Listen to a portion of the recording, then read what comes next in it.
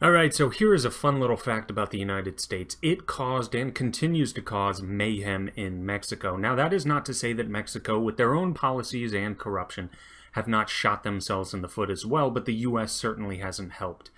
In 1940, there was a drug problem, and Mexico actually did the right thing. Despite having a left socialist in office at the time, they legalized drugs. Not complete and utter legalization, but they no longer punished small drug crimes. Doctors were able to prescribe narcotics to addicts, and addicts were treated as ill rather than as criminals. Now, when Mexico legalized these drugs, this undercut the black market, and those operating in the illicit market, which was rife with violence, as black markets tend to be, they lost out on huge amounts of profit.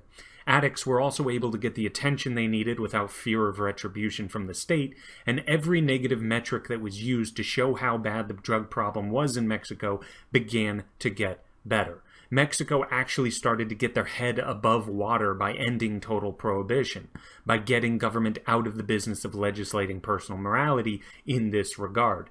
Now, why is this? Well, there are a lot of reasons, but one of my favorite ones to point out is that prohibition is simply protectionism for those who are the most brutal, treacherous, and murderous. That's all it is. Once you force a product into the black market, those who are comfortable with literally killing their competition, they have a better shot at garnering more share of the market. Well, Mexico, for a brief moment in history, did the one thing that would end the violent drug cartels for good. Not like what we do now, which is a near century-long game of whack-a-mole. You take out a Pablo Escobar or an El Chapo Guzman, there's just another one to take his place almost immediately. Well, Mexico did the one thing that would just win the game outright. You end the protectionism for those types of people in the form of ending the war on drugs. The prohibition of those products to be sold in the open market by legitimate businesses would be the last thing any drug cartel would want. But now, it's time for the US to come in and destroy this progress. The US, with their puritanical outlook, basically told Mexico that they will be cutting off their supply of medications and pharmaceuticals if they don't ban drugs again. Mexico tried to hold out as long as they could, but the US followed through on their threat and cut them off. Since Mexico produced none of their own medications and they relied heavily on US imports of medicine, they were forced to backtrack and reinstate prohibition. And guess what happened?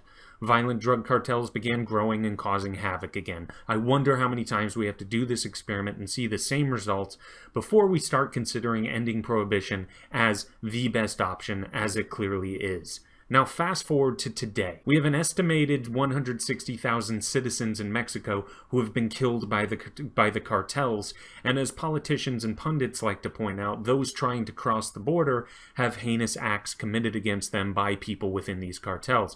It should also be pointed out that the obscene amount of money, power, influence, and weaponry these cartels have at their disposal is due to the protectionist policies that the US forced Mexico to maintain. So we do bear some of the blame for the situation Mexico finds itself in today. Not only that, it should also be pointed out that most of the corruption within Mexico today stems from those same drug cartels. Again, those drug cartels would not be sitting on the piles of gold they have today if it weren't for the stupid protectionist drug policies that the US forcefully exported to Mexico.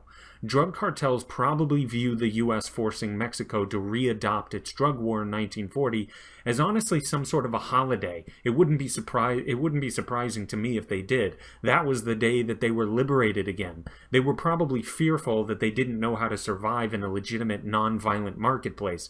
Well, government certainly solved that problem for them. By forcing the war on drugs down everyone's throat, the US government made sure that the most violent organization in town reaps the most rewards. So, now, this is not to say that the war on drugs and our policies that protect and enrich violent drug cartels is the only piece of this puzzle. Of course, another big piece of this puzzle is the current Democratic presidential candidate lineup, in which all of them just gave a huge message to the entire planet that you should just come here across the border, and when you get here, the US worker and the US taxpayer will be paying for your health care and paying for a whole host of entitlements that we're just going to give to you off the back of the American worker. That message from the Democratic Party is at a level of insanity I never thought possible. But the larger takeaway here is this. This immigration problem comes from what seems to be an odd marriage between policies based off of social conservatism and leftist economics. Both of these viewpoints that look to government to solve all of our ills have caused issues far greater than what the problems were to begin with. It's that age-old saying, if you think the problems government creates are bad, just wait until you see their solutions. But that is it for now. Like, subscribe, and please share this video. It is a gigantic help since YouTube no longer shares my stuff. But you take it easy. Thank you.